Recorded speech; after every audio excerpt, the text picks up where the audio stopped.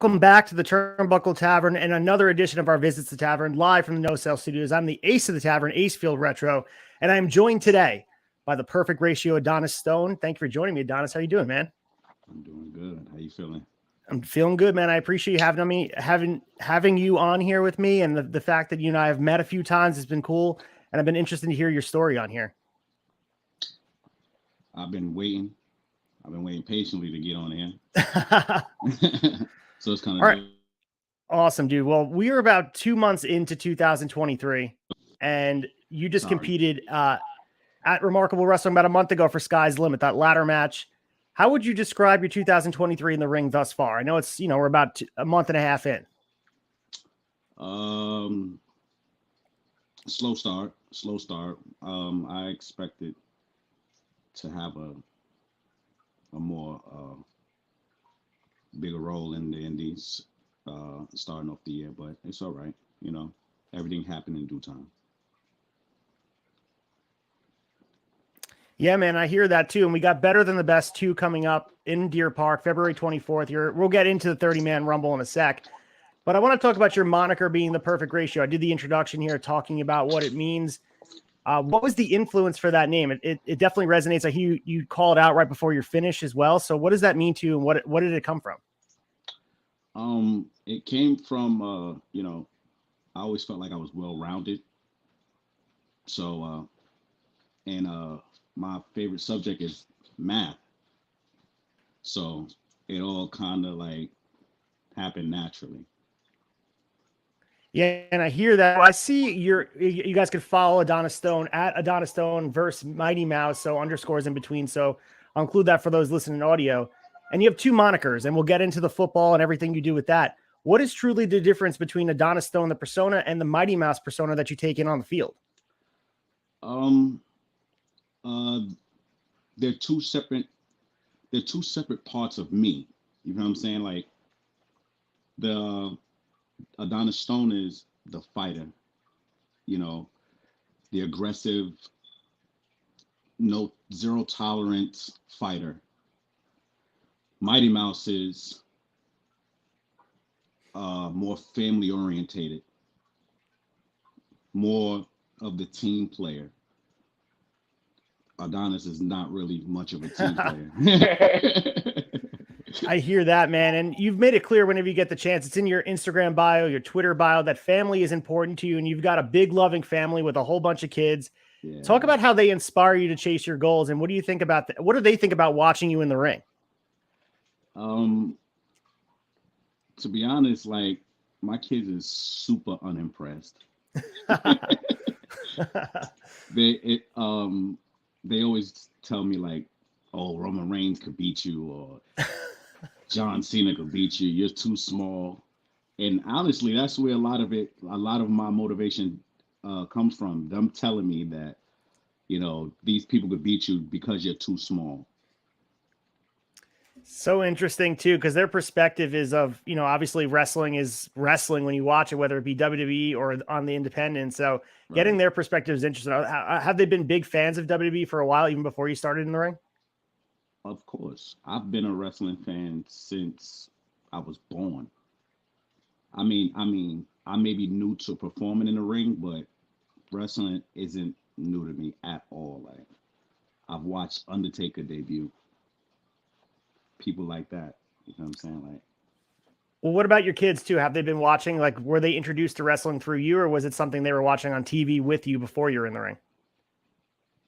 My oldest kids, I kind of like forced it on them.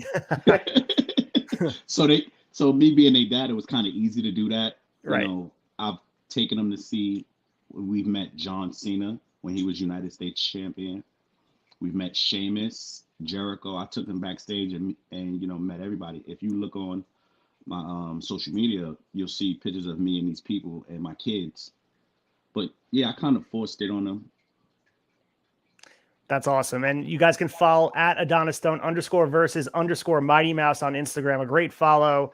You guys can see everything, all the future bookings in 2023 and beyond. But let's get into you getting into the ring. And when you first stepped into the ring, coming from an athletic background, I'm sure there were some things that just came naturally to you coming from a football background. But what was something that was a little bit more challenging than you first expected? Falling on my own, like getting used to the bumps. Even though like people think, okay, you play football, and that's kind of like super physical, but it's super different. It's super different. It's nonstop. Football, we get breaks in between plays and get on the sidelines. When we in the ring, we in the ring. From bell to bell, like it's all action. So that kind of took a toll. That was taxing until I got used to it. Absolutely. And I mean, we talked about the athletic background and other creative outlets I'm sure you have. And football played and plays a huge part of your life growing up and still current today. So does being part of a football team influence your mindset in your in-ring presentation, or are you considering that Adonis Stone and Mighty Mouse two separate things altogether? If you notice, when I am Adonis Stone, I am these people all the time. To me, these are just my nicknames. Right. But Adonis Stone has nothing to do with Mighty Mouse. Mighty Mouse, Adonis Stone, like if I'm in training for wrestling, I'm not wearing no Mighty Mouse gear or anything like that. When I'm training football, I'm not wearing no Adonis Stone gear or anything like that. Yeah, so in getting into your football background, I'm sure you could speak to a little bit more. You're a running back in the American Arena League and currently, I believe, right? So what's that like, and how do you balance that with the aspiring wrestling career on your end?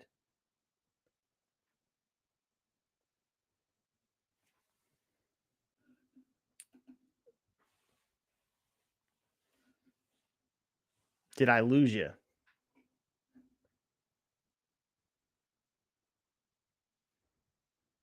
All right, we'll see if we can get him back in 1 second. So what we are talking about is his football career. He's in an Arena Football League as a running back, and you guys heard it here. Having the two different entities separate is something that is super important to him. So when he gets back in here, we'll obviously discuss that in further detail. But I'll hype up Better Than the Best too. He'll be a part of the 30-man over the top rope battle royal. Winner gets a shot in April at Gabriel Sky for the Remarkable Heavyweight Championship. And I'm sure Adonis is going to be in there trying his best to win. Right now, I think he hasn't been pinned, and we'll get into that. Hasn't been pinned in Remarkable Wrestling at all. He was in that the Riot Championship match in the ladder match, and was able to. He had the championship in his hand, and we'll get into the guy who cost him the championship with Jordan Collins. So that was something that we're definitely going to get into. But one of the things I definitely want to hype up while we're on here, since this is airing after Shot Nostalgia, we have a whole bunch of other visits to Tavern coming up. And the big thing with the rest of the guys here, we're going to be doing an in-person thing at Remarkable Wrestling. So I'm going to be sharing the graphic probably within the next couple of weeks of we're going to do an in-person thing preparing for Better Than the Best too. So I think Kodo Capuccia and Gabriel Sky are going to be in there as well. So Adonis is back in here. We got him back in here. So it's all good, man. I'm so sorry. Dude, it's all good. It's all good. So I was killing some time, hyping up some stuff. I talked a little bit more about Better Than the Best too. But let's get into the American Arena League. So what is that like? I mean, are you still doing that right now currently? Are you part of the team, and are you still actively participating in that league? Right now, I am playing semi-pro for the New York Patriots. I'm a running back for the New York Patriots right now. I was thinking about going back into the AAL.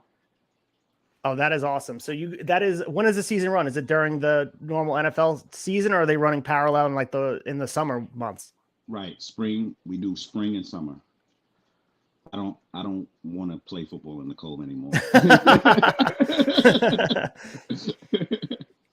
I have a choice, and I choose the spring and the summer. I'm good. I hear you.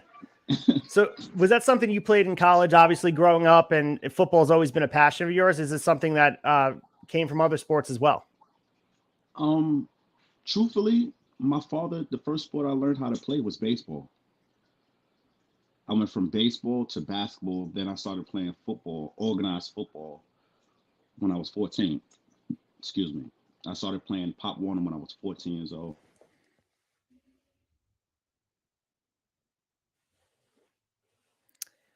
I think he popped out for a sec. He's still in here. I think you just went I'm out here. for a sec.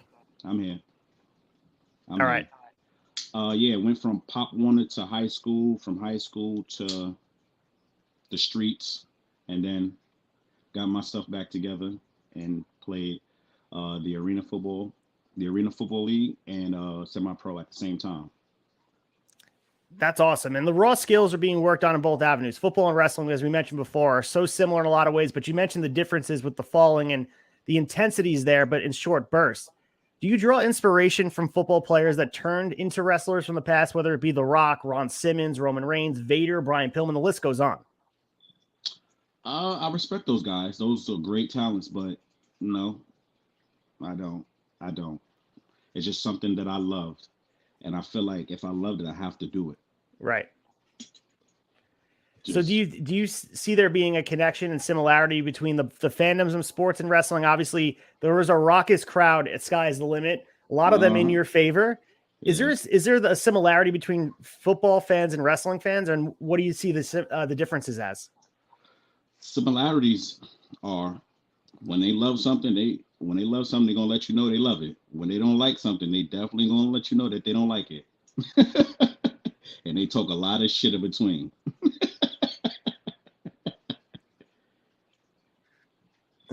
That is true. I mean, we see that with wrestling fans, and the experience to it, Sky's the Limit. We'll get to that in a second with the match that happened with the Riot Championship and the ladder match and the brutal bumps that you were taking.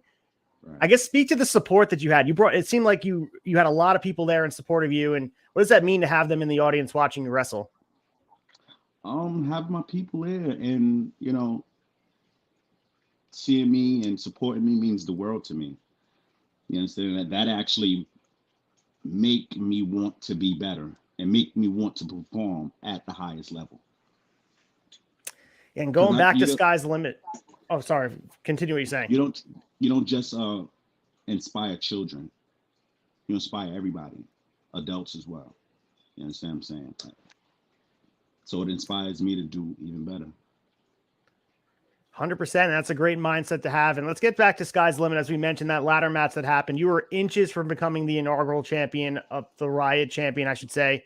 And because of Jordan Collins taking you out, you guys have this brewing feud, and we'll get into what it's going to take to end this feud.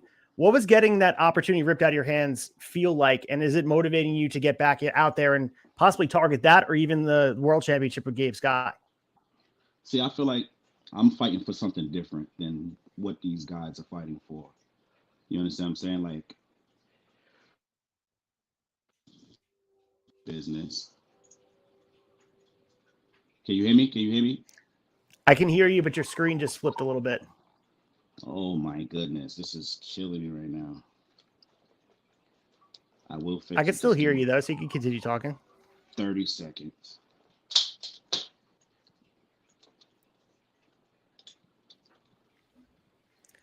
So while Adonis Stone is doing that, as I'm talking about before, Better Than the Best 2 coming up, Remarkable Wrestling, February 24th, Deer Park. Go out and get your tickets. It's in my link tree. I'm sure you can go to remarkablewrestling.com. You guys can get that as well. There also have some trading cards as well that you guys can pick up. There's a set of 11 trading cards you guys can pick up. You have an Ace Field Retro card. If you're looking to pick that up, you can come see me in person at Remarkable Wrestling, as I mentioned before. And also, I mean, some people picked it up at VPW, so I appreciate the support. Or just message me on Instagram. I'll sell it to you. $5 signed at Ace Field Retro. There's a trading card. So make sure you guys pick that up. Limited edition and some other things in the work for potential merchandise with Remarkable Wrestling and the cards. They've been a hit. Like from what I hear, all these guys are selling there. I mean, I know Dez was selling it at his show, at the VPW show. Percy Ryan was selling it at his show. Gabe is going to bring it to Limitless and beyond. I'm sure Dez is going to bring it out to Beyond as well this weekend at Wrestling Open. So you guys can check that out and pick up the cards. Cause like I said, we may have a special edition card coming for Dez for the match against Scorpio, but stay tuned for that. All right. So we have Adonis Stone back in here. So we were discussing a little bit about the ladder match and Jordan Collins costing you the opportunity, and your motivation is a little bit different, you were saying. Right. Yeah. I feel like I'm fighting for a different cause. Everybody's fighting because it's something that they like, and it's something that they've seen and all this other nice, sweet stuff, which I can kind of relate to, but I'm fighting to show my kids a better way, or to provide a better life for my kids. You understand what I'm saying? Like, Jordan is 19. I have an 18-year-old daughter. So it's different. I'm a grown man. You understand what I'm saying? Like, but he got heart though, and I respect him. He definitely got heart. The world has to know that I am the uncrowned Riot champion. Dez wouldn't be the champion right now if it wasn't for Jordan. Period. Right. Yeah. So we'll get more into that and about your feud with Jordan because I want to talk a little bit more in depth about it. But Remarkable Wrestling continues to provide you a platform and you really continue to dominate. I was saying when you fell off of the feed for a sec, you haven't been pinned. Correct me if I'm wrong. Haven't been pinned in Remarkable Wrestling at this point. No. You've been trained by one of the independent kings, the Grim Reaper. So speak to the training of Grim Reaper and what makes him so effective of passing on the knowledge that he has in his brain. The fact that he just keep it so real and straightforward. You understand what I'm saying? We have a different relationship. Being that he knows that I have the athletic ability, we work on the things in between. The detail work, the body language, the angles, spacing, the things that really, really matter that nobody, really take heed. We work on that those. is a huge, He's super effective, super. I respect that man so much.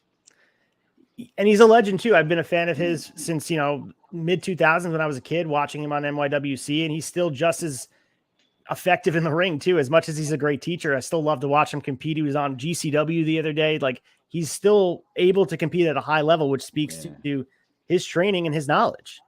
Yes, it does. Yes, it does. I only hope to,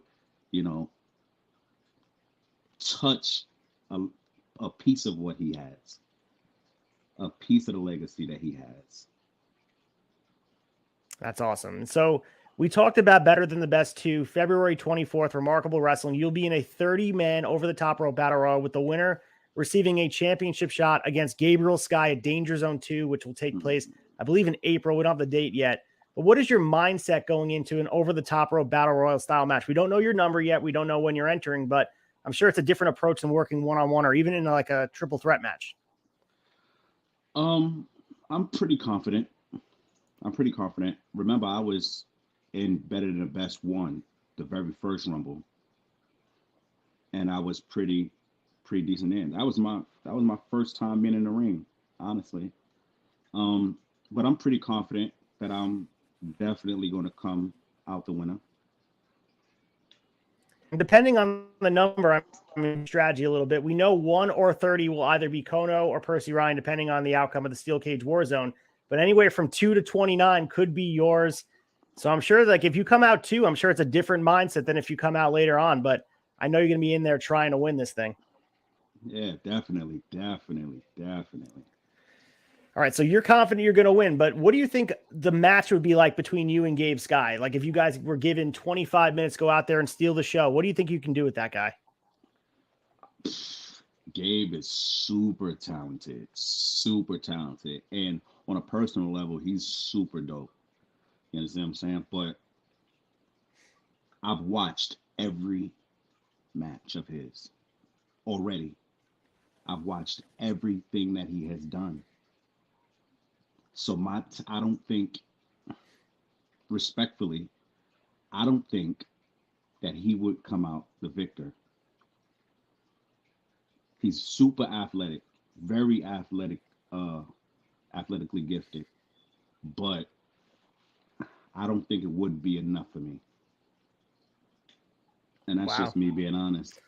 Strong words, but I mean, I look forward to that match. It feels like you guys are on a collision course. As I mentioned, you've never been pinned. You're the uncrowned Riot champion. Your hands are on that title if it wasn't for Jordan Collins. So once that's done with Jordan and you finish off that feud with him, I think setting your eyes on whatever title is going to be an interesting matchup because maybe you do have some beef with Desmond Cole now because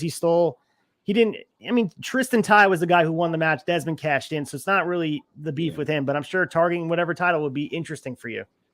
Definitely. All right. Now, I would have a question for them. Do they think that they would be able to survive a title match against Adonis Stone? It's a valid question. Do they think? I don't know. It'll be a good one, though. For sure. And I'm sure we're going to see it down the line. I mean, month to month, Remarkable continues to put out amazing shows and different matchups, and the possibility of future matchups is still out there. But I mean, we're doing this podcast right now, and doing podcasts is certainly different than being in the ring. So just us sitting here chatting, it's definitely a different experience. So what is the side of you that you hope people and fans that are listening to this, what do you hope that they see the side of you as?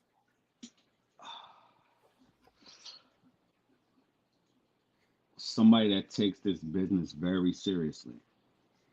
Very seriously. Very passionate about this. Because I love this more than... There's 3 things that I love in the world. Football, my kids, and wrestling.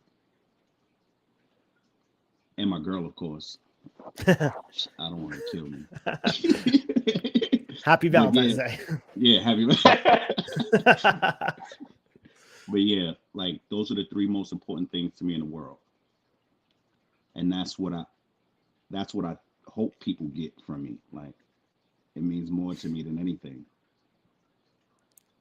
Yeah, and seeing your passion shine through about the football and about the wrestling, you can see that, and your family, man. Like, you can hear it shine through your voice about how much you want this. And that's just something I see on your Instagram as well. You're training hard.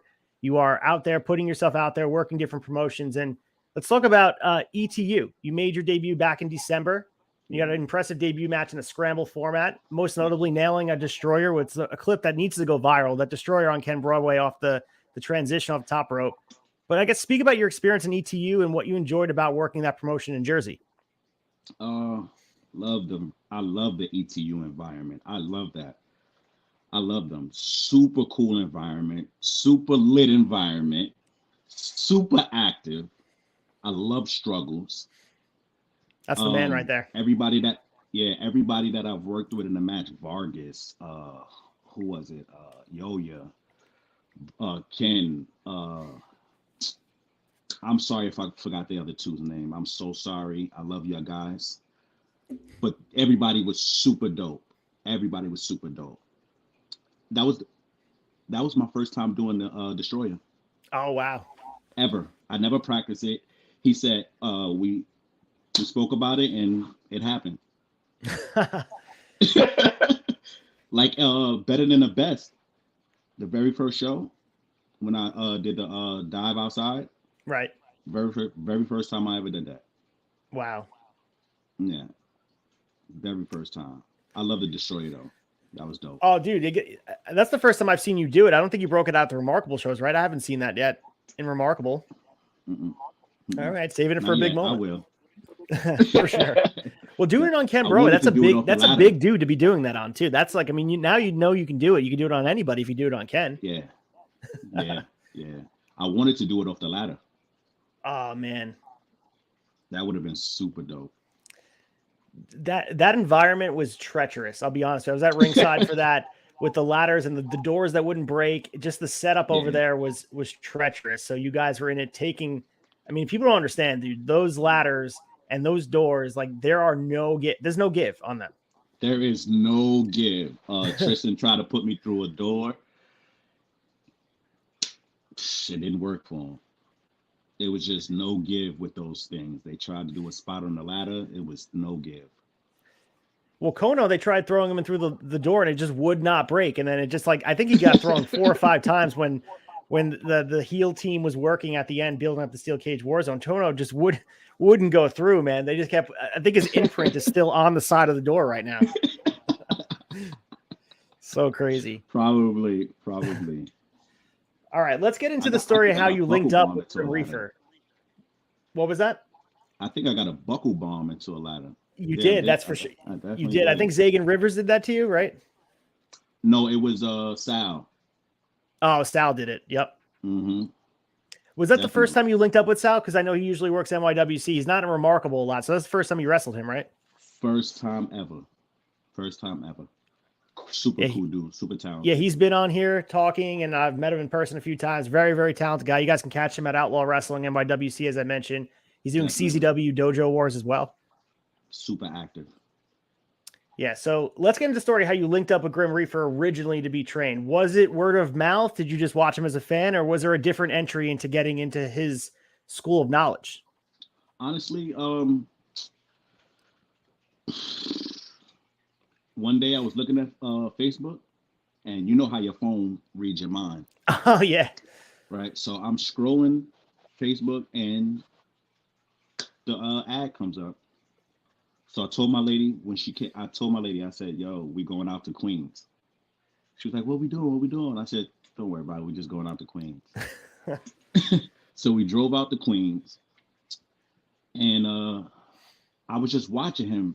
Like I was watching him teach the class, and I'm like, I like the way he talk. I like the way he like. I love the way he speaks to you. You know what I'm saying? It don't feel like, he speaks to everybody the same way. Like it's no favoritism. It's I just love that dude. I just love that dude. I love Reef. Yeah, and like I mean, the big thing about Grim Reaper, if you guys have not seen his body of work, you guys can check it out. It's been across multiple decades, and his tree of knowledge continues to pass on with guys like Adonis Stone. But there's other guys that you're training with. I mean, I also see, guys like Dominic De Niro, right? You were training with him as well on the come up. It's been a lot.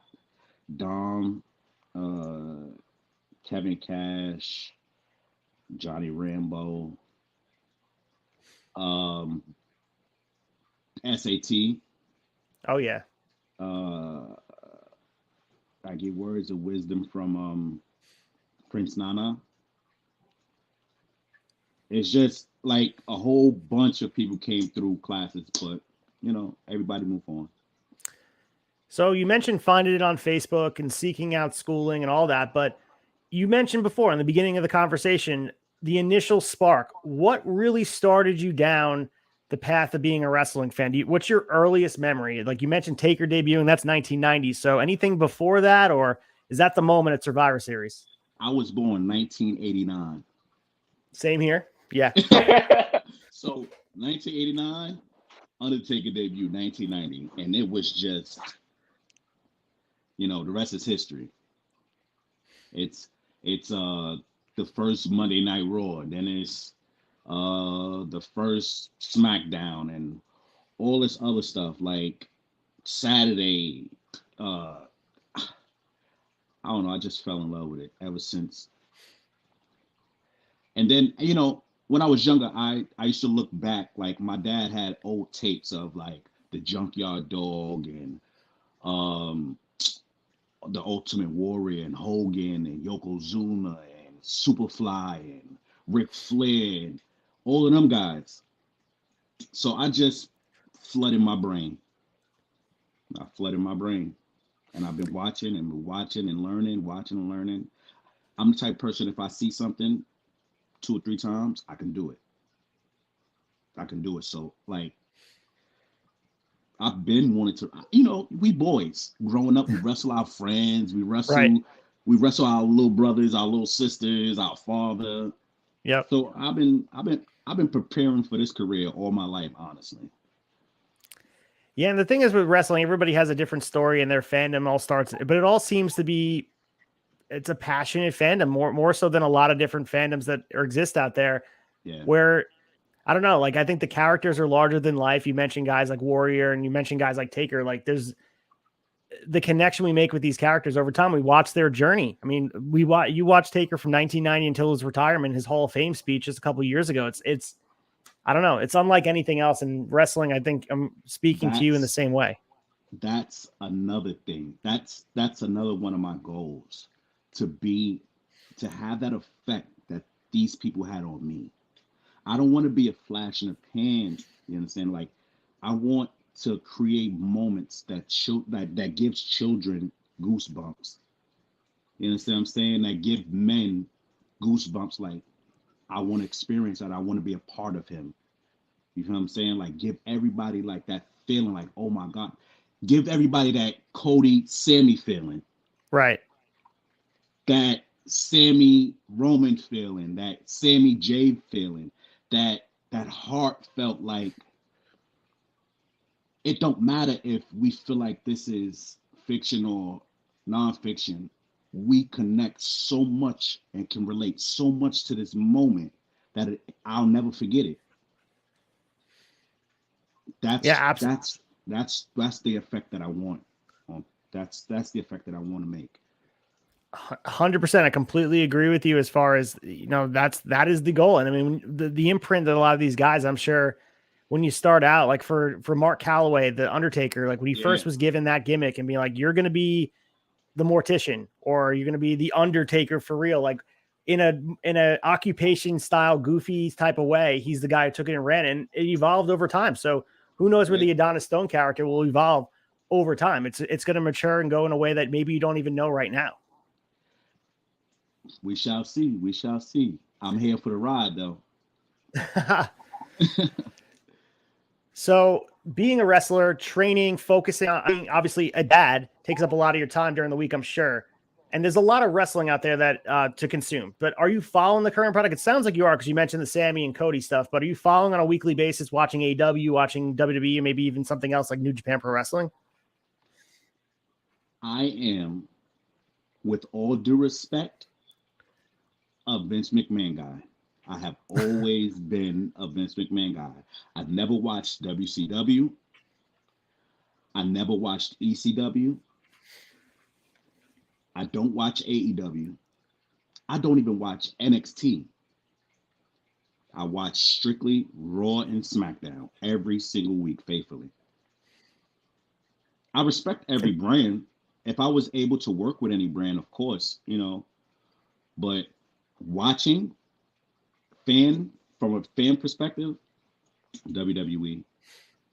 Is it the larger than life thing where like the polished nature of WWE that and the presentation, is that what resonates with you? Probably.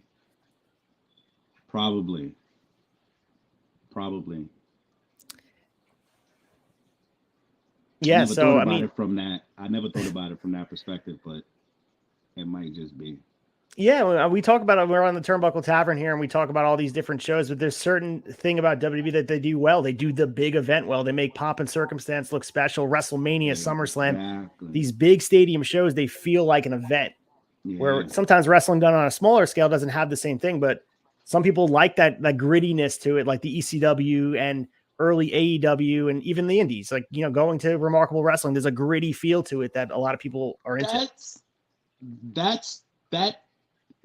That gritty feel I wish WWE had more of, because I love that feel. That's also what Adonis Stone is about, the grit. You feel me? Yeah. But it is the larger than life, how they put on for the, the bigger crowds and, across the world and stuff like that. So it's that. But I don't watch shows, or I don't watch other shows. I do study moments. I do study moments, like the rest in peace to Jay, right? It's Jay Briscoe. Yep. Rest in peace to him. And, I hope his family is at peace or whatever, and however that goes, because I don't know if I would have been able to take on what Mark took on. Right. He's a super, super strong dude. The moment that Mark and Jay Lethal created, that moment, I watched that. You understand what I'm saying? That was super emotional. That touched me personally. Right. And I don't even know these guys personally, but you understand what I'm saying? Like, that moment. I study moments. I don't watch shows, I study moments. We talked about that on the Tavern. We did the AEW wrap-up show, and wrestling, more than any other entertainment thing, the way you grieve is combat. And just watching Jay Lethal and Mark Briscoe go out there, where Mark was in it and Jay was having a hard time, and I think Mark slapped him a few times, was like, let's get into it. So it's such an interesting way to grieve through this performance art that is wrestling, and that's the way Jay would have wanted it too. Yeah I know that. I've seen him in person one time. Super crazy. super athletic. Like it's them. Those are special talents. Yeah, man, it sucks. I'm glad to see we're going to see Mark Briscoe on Dynamite tonight. We're recording on Wednesday, so Mark Briscoe going to be wrestling Josh Woods, so he's going to be out there getting some more reps. And it sucks it took Jay passing away to get the Briscoes on Dynamite. That's what it took. Right. It's the first time it happened, which it sucks, man. I would love to work with Mark one day. Be great.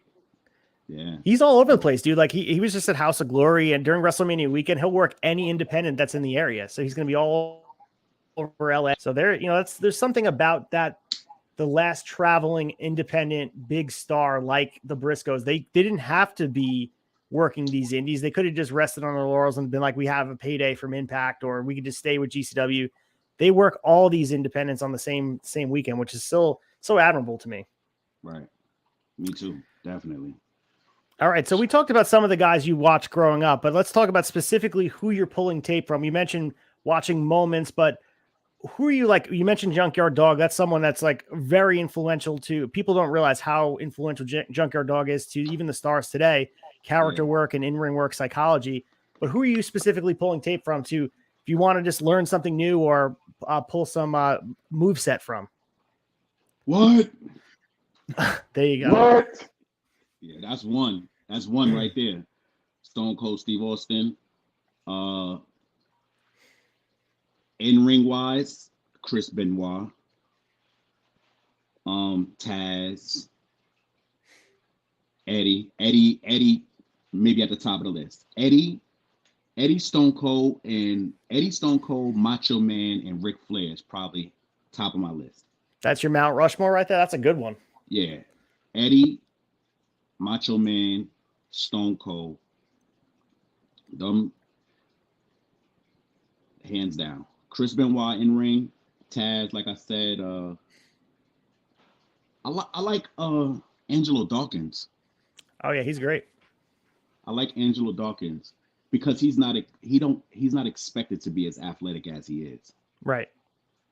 Montez Ford, okay, you see him, okay, he could do a whole bunch of shit, but you don't really expect Angelo Dawkins to do much as he does.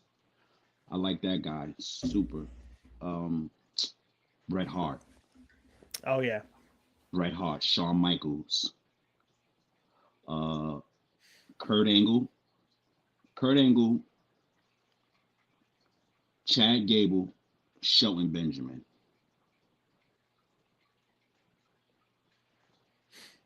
I can name a lot. I just Ric Flair, the way he speak, the way that before The Rock did it, before The Rock had that type of, effect on people, Rick, when he spoke, it was just, he had everybody here.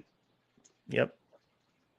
He could, with a eye turn or with a look or a grunt or whatever, he had you. He had you. I love that. You think Roman has that same effect? Because people are comparing him to all-time greats. You think Roman has that same effect on people right now? Right now, yeah. Yeah. He has grown. But he had to grow into that. Ric Flair was already like that. Yeah. The Rock was basically already like that. He just had to come out of, the shell a little bit. But every time he spoke, he was like that. It just, Roman sucked at first. We're talking like 2014 Roman post Shield stuff. Yeah. Yeah. Roman, even Shield stuff. Like him speaking wasn't too delightful. No, but the Suffer and Sucker Stash promo on SmackDown, that one, or it was on Raw against Seth Rollins. Like that was probably the bottom of the barrel, right? Yeah. And then John Cena killed him. Yeah, they had that back and forth when they feuded. I can do this part-time better than you can ever do it full-time. I think he bounced back correctly from that, though. I think he bounces back correctly from that because he is super great now. I think everything that he does is damn near perfect. Even dude, even the facial expressions like that, the camera work was great too. But like when Jay said, "I don't give a damn about the tribal chief," and they show Roman's face look up, and like the timing was perfect. Like you can't teach that kind of stuff. You have to just have it or you don't. At all. And he got it. He got it. He's definitely on God level. But I want my children to know that I can beat him. I need my children to know that I can beat him. Dude, it's interesting you mentioned Taz and you mentioned Eddie. The two things I wrote down in my notes here about watching your in-ring style, I said influence from Lucha with some technical flair, which is right on the money, man. I feel like Chris Benoit, you mentioned Kurt Angle, those are technician guys. And the Lucha, man, I see you breaking out some of the Rey Mysterio stuff. We talked about the Destroyer and also the Eddie stuff. Like I see a lot of that influence and paired with the Taz, man, breaking out some suplex and some good stuff. I appreciate it. I have a lot more stuff to learn. I am super way behind. I need to work more. I need to put in more pain. I have to. And that's the way you learn, man. You mentioned the training too, but there's nothing like replicating in front of an audience. Like you can do all these practice matches. You can go out there and train and take bumps and practice moves. There's nothing like being under them lights. Yep. There's nothing like being under them lights. So we mentioned before the growing feud with Jordan Collins. He's responsible for costing you that Riot Championship. This has been months in the making too. I mean, don't forget this. It's becoming personal at this point, but yeah. What do you think a stipulation would be to settle this score between the two of you? Do you have a match in mind that you want to take all these frustration out on him? Is it a cage? Is it something different? I don't need him in a cage because I know I respect him enough to know that he's not going to go nowhere. He wants to fight. The kid wants to fight. So how can I whip his ass, completely whip his ass without no boundaries? Let's do a hardcore match. Everything available we can use. Let's finish it there. We could do last man standing match. That'd be perfect. No pun intended. You feel like you have to finish this off with Jordan before you target anybody else? Like, do you feel like it has to be finished to close the book, or are you able to focus your attention elsewhere until you're done with him? Well, Better Than the Best 2 is coming on the 24th, so I have to focus on the Rumble right now. I can't focus on Jordan. Now, after the Rumble, after I whip 29 asses and throw them asses out, then I can focus on whipping Jordan's ass one more time and then taking somebody's title. That's how you start off the year. That's how you start off the year. So as we wrap up a little bit here, I'd like to talk about commonly held beliefs in wrestling. And a lot of people talk about things that are just assumed, but is there something in wrestling that you've learned or seen that you just passionately disagree with? Like if someone tells you that this is important or that's important, is there something you look at and like, no, I completely disagree with that? As far as what, like? Well, like, it's something that you need to be doing in the ring, whether it be, focusing on the camera, or is it something like a certain moveset that you can't do, or abiding by a certain set of rules?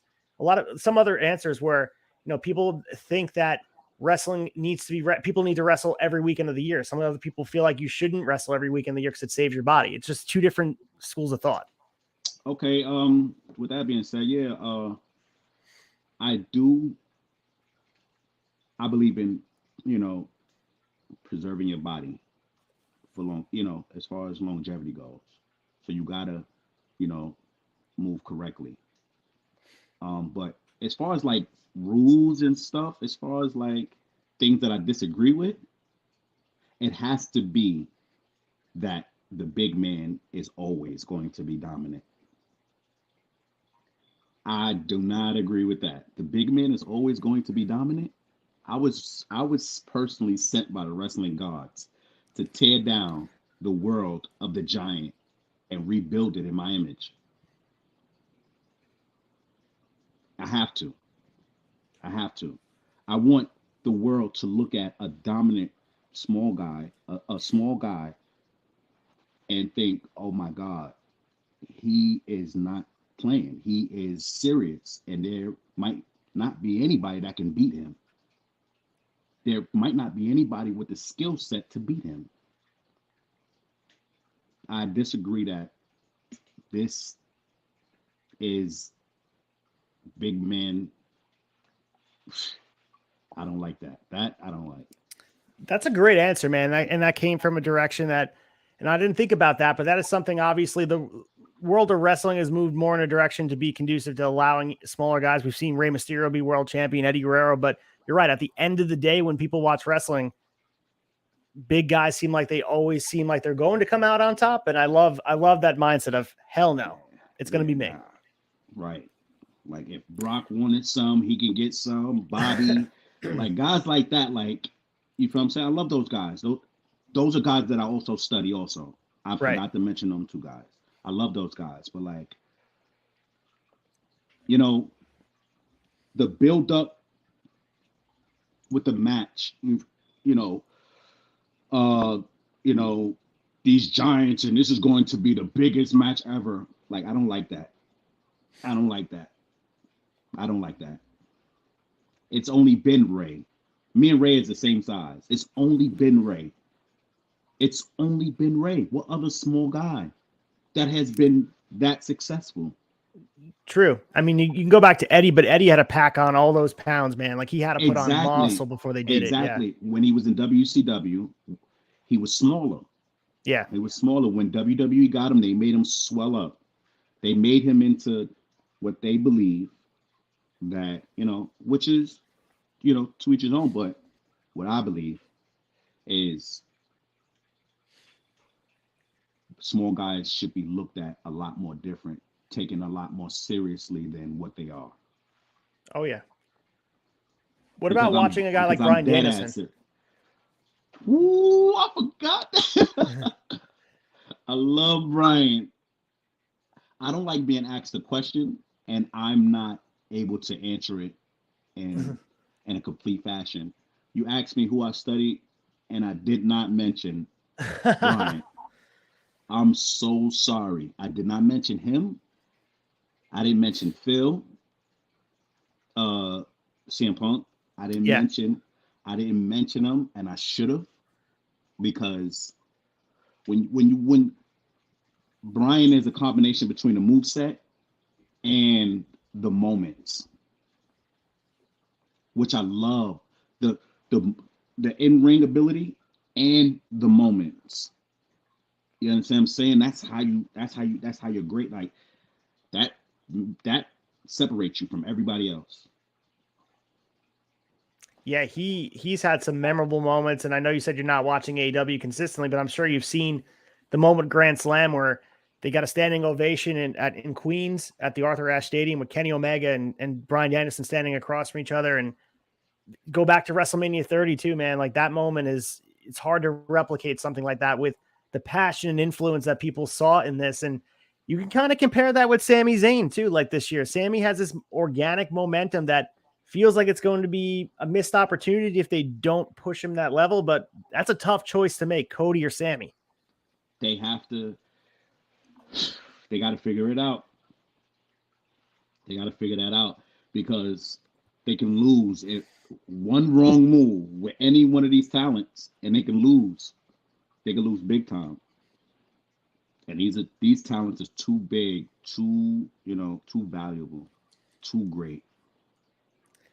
If you're booking this right now, so obviously Elimination Chamber coming up tomorrow as this is being aired Friday, so Saturday's Elimination Chamber, it's Sami, Roman Elimination Chamber for the WWE Universal Undisputed Championship. Are you putting the title on Sami? Are you making it a triple threat? What if you had the book, what are you doing for WrestleMania? I would. I don't know. It's a I tough don't choice. know. It's tough. I would probably give the titles to Sammy. You on SmackDown, they the twins Jim and Jay was told to stay home. Right. So now you only have Solo with Roman. So what does that leave open for Kevin Owens to help Sammy win the titles, make it even? Wow. So that's kind of the way that I would go. Because this whole thing is, it like you said, is organic. Like the what Sami Zayn is, the momentum. It's like Kofi Mania. Yeah, for sure. So like I would do that. The twins stay home. Solo in the corner of Roman. Sammy seems to be by himself. They seem to be getting the best of Sammy.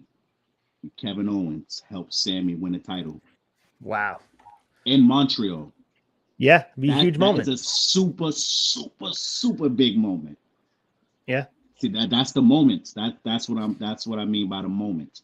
That moment is like CM Punk winning the championship in Chicago. Oh yeah. Or Brett winning it in Canada, Montreal. I'm saying, but yeah, that'd be a super big moment. They wouldn't if Roman won, they probably wouldn't make it out of Montreal.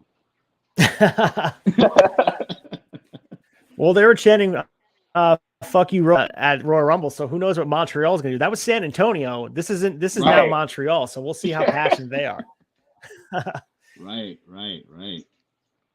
Definitely. So you mentioned mentors before. We talked deeply about Grim Reaper, but is there anybody else that's a wrestling role model to you that you look up to, and someone you can text and be like, hey, can you review this match, or you need some advice? Who's a guy you go to aside from Grim Reaper?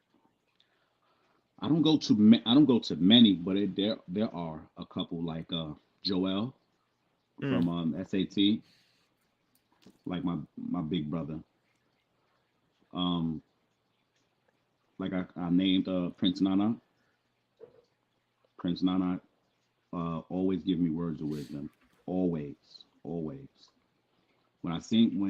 we've come across each other a few times, and it was just so like our energy, like it was just so natural. Like also with me and Joel, like with me and Reef, like I don't try to go around reaching out to people. I don't like that. You know what I'm saying? Because what worked for everybody else may not work for me, and what works for me may not work for everybody else. You understand what I'm saying? I respect everything that everybody else does 100%, but that's not me. I'm trying to create my own path. You understand what I'm saying? Like, so I'll take words of encouragement and words of wisdom from these people. Definitely. I've spoke to Bull, like Struggles. You know what I'm saying? People like that all the time.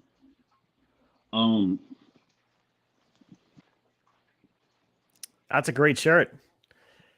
Is that Chavo, Pro Wrestling Tees? Chavo gave it to me. Oh, that's awesome. Yeah. I've had a conversation with him. A couple people. And you mentioned before legacy, and you kind of went in depth about it, but I'll give you another opportunity to talk about how you want to be remembered in pro wrestling and the contributions. How do you want people to look at 25 years from now and they say Adonis Stone, the professional wrestler? How do you want them to be remembered? Like Stone Cold is. Like the Undertaker is remembered for like non-stop moments and non-stop work, and like I want to be for the people. I want people to know, like, I am somebody that can relate. I have always been somebody that can relate to the people, and creating moments to where they can relate to in turn. That's what the moments is what I want people to remember. That's what wrestling's all about, man. It's the moment, and there's ones that stick out vividly in our brains, and we're covering WWF 1998 on Turnbuckle Tavern for Shot Nostalgia, which just aired before this came on.